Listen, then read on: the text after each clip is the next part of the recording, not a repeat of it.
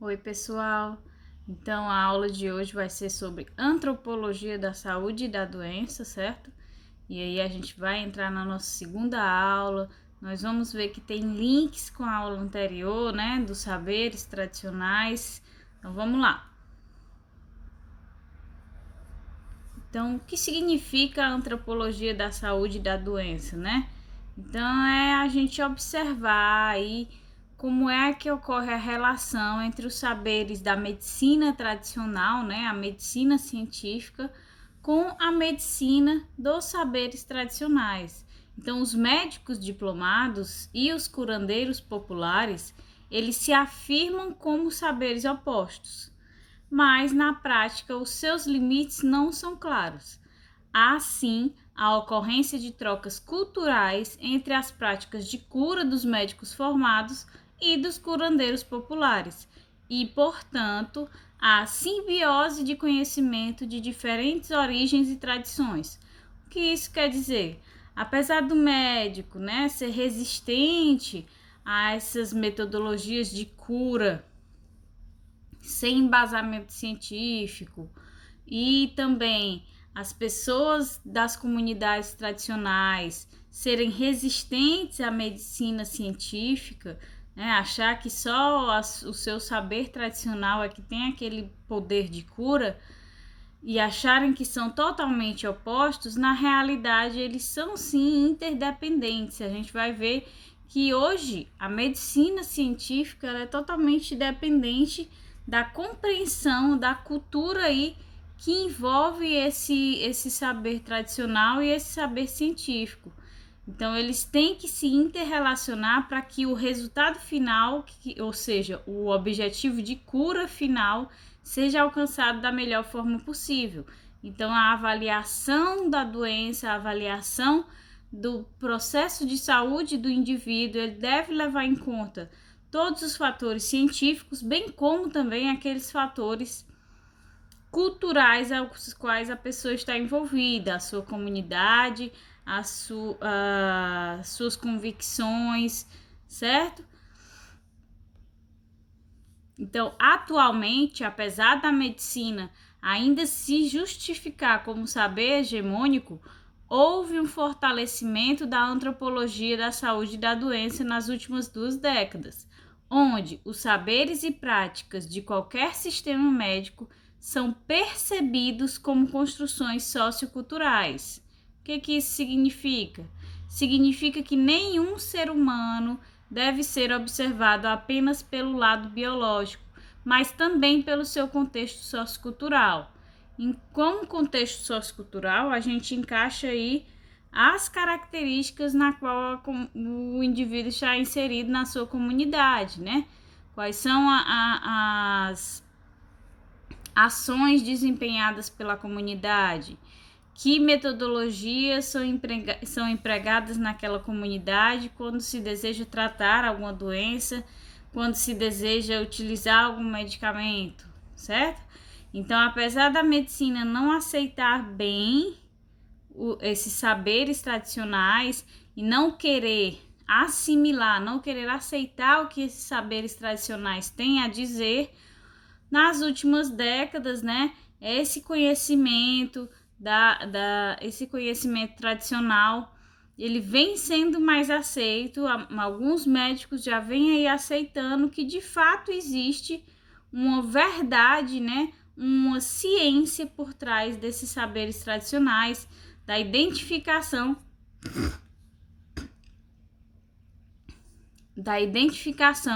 de cura que esses médicos populares também desempenham. Então, eles começaram a observar que eles têm a cultura continua fortalecendo esses curandeiros, porque de fato algum conhecimento eles detêm sobre como curar, sobre como tratar a saúde do indivíduo. Então, começou-se a ter um olhar mais aberto a esse tipo de medicina tradicional, não científica, porque viu-se que aí tem de fato alguma coisa para contribuir para a saúde do indivíduo. Então, as benzedeiras, curandeiros, xamãs, pajés, pastores, padres, pais de santos, dentre outros, cujas terapêuticas de cura são produtos de variados tipos. Entretanto, apesar de todos os esforços, os médicos diplomados não conseguiram proibir a atuação dos terapeutas populares, pois sempre que a ciência não conseguia resolver algo, buscava-se a sabedoria popular, que acabava por ganhar força. Então, ao longo das décadas, do processo evolutivo da medicina científica, mesmo os médicos não querendo admitir e aceitar a medicina tradicional que vinha por trás desses curandeiros, desses detentores de um saber tradicional de cura, uma hora ou outra a medicina perdia nesse ponto, porque sempre que ela não consegue resolver alguma coisa, solucionar alguma coisa, e o curandeiro consegue, aí essa cultura ela sempre continua sendo perpetuada, ao longo das gerações.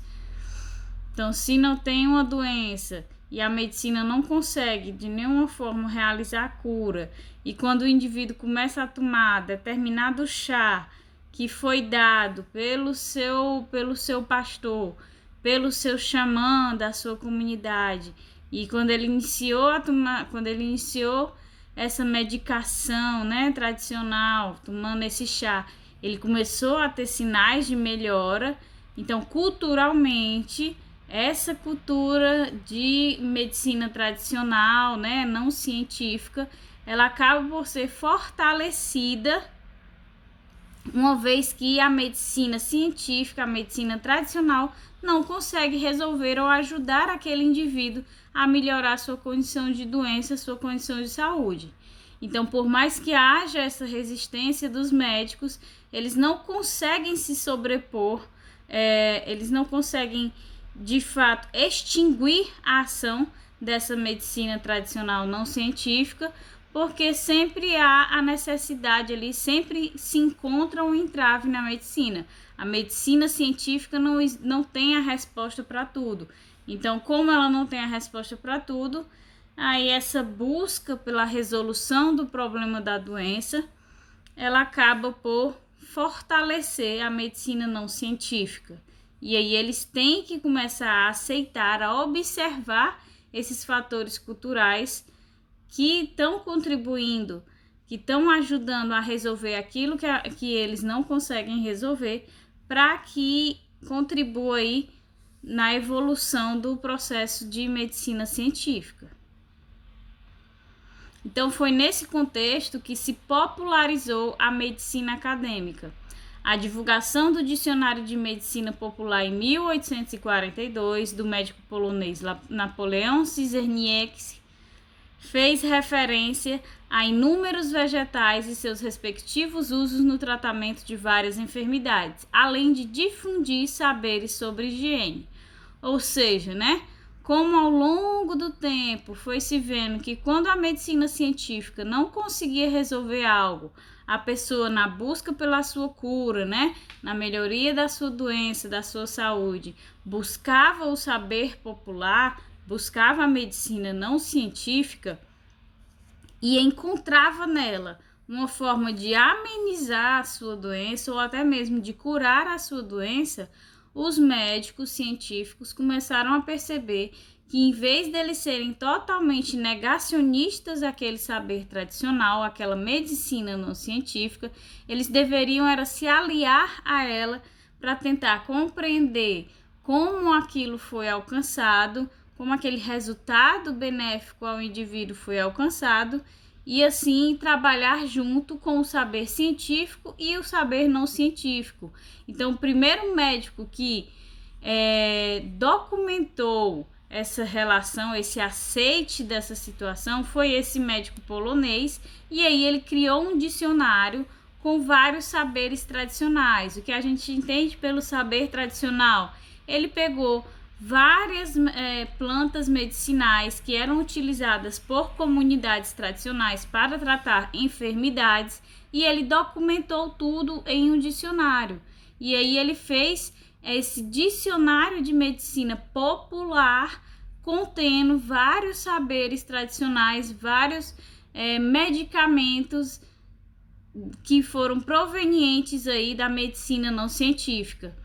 E aí ele ajudou a propagar as formas de cura, os agentes de cura desenvolvidos pelas comunidades tradicionais, por esses curandeiros, né, xamãs e etc. Então começou-se a enxergar que a resistência a esse tipo de medicina não científica não era o melhor caminho para ajudar ao indivíduo no seu processo de cura, e sim a análise de ambos os contextos, tanto científico como não científico. Portanto, concomitante a um conflito social, existe a necessidade de dialogar com as práticas populares de saúde, até mesmo porque quando a medicina vai em busca de comunidades mais isoladas, né? Por exemplo, aplicar vacina ou fazer algum tipo de tratamento, aqueles mutirões de checagem de saúde. Se você não tiver a mente aberta, se os profissionais da saúde não tiverem a mente aberta para aceitar e para ouvir os saberes tradicionais relacionados à medicina daquela comunidade, né, a medicina não científica que é realizada por aquela comunidade, vai se encontrar aí uma barreira à medicina científica.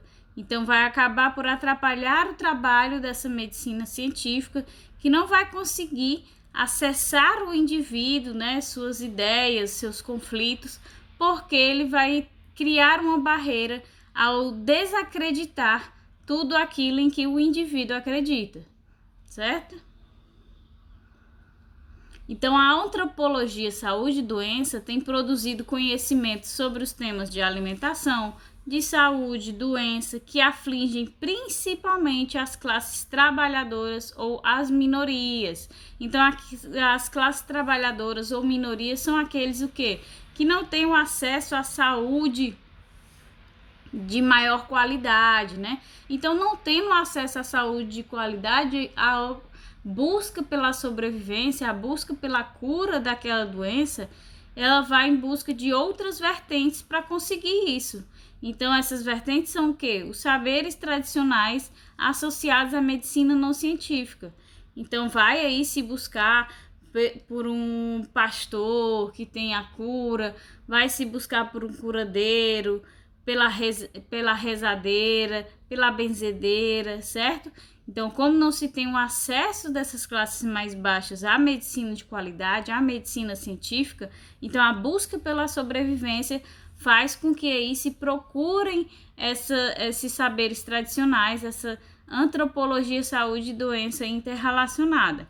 Isto é, são estudos preocupados em investigar e analisar de forma mais conscienciosa os distintos saberes e práticas de cura, bem como suas instituições e especialistas, além da preocupação em refletir sobre os confrontos e ou complementaridade dos cuidados médicos com outras práticas de cura. Então, quer se saber o que aquele saber tradicional, né, o que aquela medicina não científica tem a oferecer. Então, é o que a gente falou na aula passada. É o interesse de investigar, de pesquisar o saber tradicional, para poder aí beneficiar diretamente, de forma comprovada, os indivíduos. Então, a pesquisa ela tem esse papel de ajudar a associar o saber tradicional, a medicina não científica, com o saber científico, né? A medicina científica. Então, ser aberto a receber esse conhecimento é uma forma muito mais vantajosa de se cuidar do indivíduo do que quando se há recusa em reconhecer esse conhecimento, certo? Assim, são fundamentais para se repensar em formulação de políticas públicas e planejamento dos serviços de saúde, né? Então, o conhecimento dessas práticas tradicionais, dessa medicina não científica, é fundamental para se reformular as políticas públicas e o planejamento do serviço de saúde.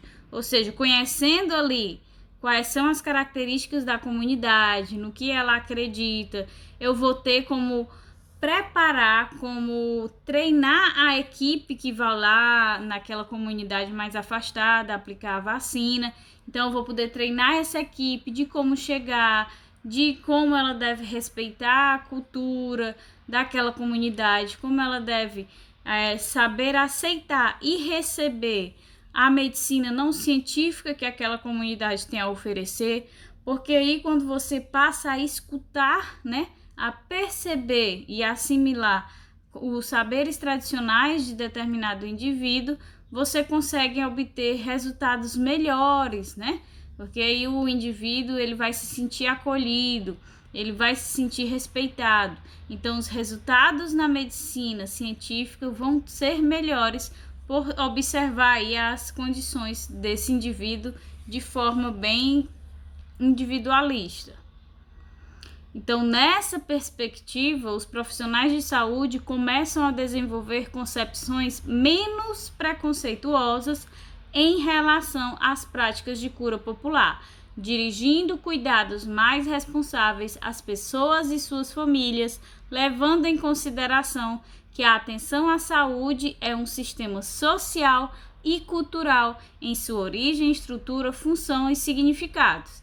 Então, essa afirmação, ela repete o que a gente vem dizendo.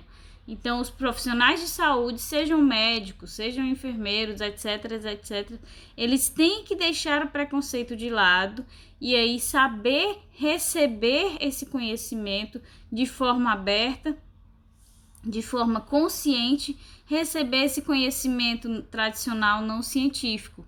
E em vez de negá-lo, né, ser negacionista quanto a ele, ele vai aí investigar como ele consegue ajudar, contribuir na cura do indivíduo. Então, ele tem que prestar atenção na cultura e qual foi a origem, estrutura, função e o significado daquela estrutura para o indivíduo. E aí, tendo essa visão mais pessoal, né, mais interativa com o indivíduo, aquela probabilidade de cura do tratamento daquele indivíduo vai ser com certeza otimizada. Então, os estudos mostram que os tratamentos em que os médicos procuram uma interação maior com o paciente, né, que escuta o paciente, que vai ouvir os anseios dele, se o paciente acha que além do tratamento com a medicina científica, se ele tomar determinado chá, ou se ele fizer determinado exercício, ou se ele fizer determinado movimento, ele consegue melhorar, porque a sua comunidade tradicional tem essa cultura e etc. Se o profissional for treinado para ser menos preconceituoso, em vez dele negar de imediato e aí acabar dirimindo, né, destruindo a relação médico-paciente, além de reduzir essa confiança da relação médico-paciente, ele vai aí destruir talvez uma forma desse indivíduo melhorar, um efeito placebo desses saberes tradicionais, né, dessa cultura que é repassada, que nem todo saber tradicional é de fato, tem por trás, né, como a gente viu na aula anterior, nem sempre vai ter um fator medicinal de fato por trás envolvido, uma planta medicinal com um potencial farmacológico. Então, às vezes, é só algo em que se acredita veementemente, e aí o médico ele tem que ter essa concepção de compreender, de ouvir e ajudar o indivíduo a acreditar, mas também fazendo uso da sua medicina não científica, em que ele acredita piamente, mas também quando o médico garante esse olhar mais cuidadoso, garante esse olhar não preconceituoso a esse saber tradicional, ele também permite que o indivíduo também se utilize da medicina científica. Então, melhorando aí as chances de cura dessa doença, da saúde do indivíduo. Porém, mesmo as interpretações que os agentes populares de cura fazem no tocante às desordens corporais, o fazem sempre em referência às regras sociais e culturais, ou seja, cada indivíduo no tocante ao processo saúde e doença leva em consideração uma organização social, religiosa ou simbólica específica da qual faz parte, o que não significa dizer que há ausência de um saber elaborado. Foi o que eu acabei de dizer, né? Essas benzedeiras, pastores, curandeiros, que oferecem um processo de cura, nem sempre essa cura tem um efeito apenas aí placebo, né? Apenas porque o indivíduo que pertence àquela comunidade acredita que isso funciona, que vai funcionar, e aí o médico vai respeitar para ajudar a otimizar o tratamento científico de fato. Nem sempre esse tratamento, esse saber tradicional daquela comunidade é um saber placebo, né? Um saber que só existe mesmo para dar confiança ao indivíduo na cultura a qual ele pertence. Muitas vezes aquele saber é um saber científico, que deve ter uma pesquisa científica por trás, e aí é todo o processo de pesquisa, de investigação que está envolvido ali no saber tradicional, no compartilhamento do saber tradicional. Ou seja, pode sim que não haja nenhuma base científica nesse tratamento elaborado por esses agentes populares, mas pode ser que tenha sim um embasamento científico, e o profissional da saúde ele tem que estar preparado para ambas as situações, né? Em que ele diz: o indivíduo chegou e disse que o seu agente popular, né, o seu curandeiro, disse que bastava beber xixi de cachorro que ele ficava curado. Ele acredita naquilo piamente. O médico sabe que não há embasamento científico por trás dessa metodologia de cura. Porém, como o indivíduo acredita piamente, como é um processo cultural da comunidade daquele indivíduo, o médico tem que aprender a lidar com a situação e saber receber de forma ideal e conversar com o seu paciente para que seja resolvido da melhor forma possível. Como também há situações em que essa medicina tradicional ela vai ter aí um saber elaborado, um saber científico por trás. E é isso que também faz parte dos profissionais da saúde, da medicina no geral, investigar quando isso de fato for algo que ocorre de verdade, onde há um processo de ajuda na cura, no tratamento do indivíduo. E como é que a gente vê esse fator da antropologia da saúde e da doença, né, dos profissionais da saúde, no caso da enfermagem, né? Então, a enfermagem, como ciência e arte do cuidado, ela vai assumir um papel fundamental na vida do ser humano. Então, para tanto, esse profissional enfermeiro, ele deve ser capaz de considerar os aspectos socioculturais como imprescindível ao cuidado humanístico, além de compreender que o processo saúde e doença é subjetivo e que está inserido em diferentes contextos culturais, valores, crenças, práticas, imaginário, enfim, no jeito próprio de cada cultura explicar e interpretar esse fenômeno. Então, o profissional enfermeiro ele deve olhar com mais cuidado, com mais carinho a cultura, ao contexto cultural daquele paciente e respeitar esse contexto cultural, seja pelo imaginário, que tem alguma cultura de saber placebo em que o paciente acredita. Então o enfermeiro, com um olhar cuidadoso, ele deve aí associar o tratamento científico com esse saber imaginário no qual ele acredita, com crenças, com a fé. Ele acredita que a cura se dá pela fé dele, então ele tem que respeitar a fé do paciente, do indivíduo, garantindo que ele faça o uso concomitante do saber científico com essa fé, e aí ele acha que a cura proveio da fé, mas o objetivo do enfermeiro é garantir a melhoria do paciente. Então ele deve, independente daquilo que o paciente acredita que esteja sendo a fonte da sua cura, ele deve garantir respeitando os contextos culturais do paciente, que o paciente também faça uso aí da medicina científica.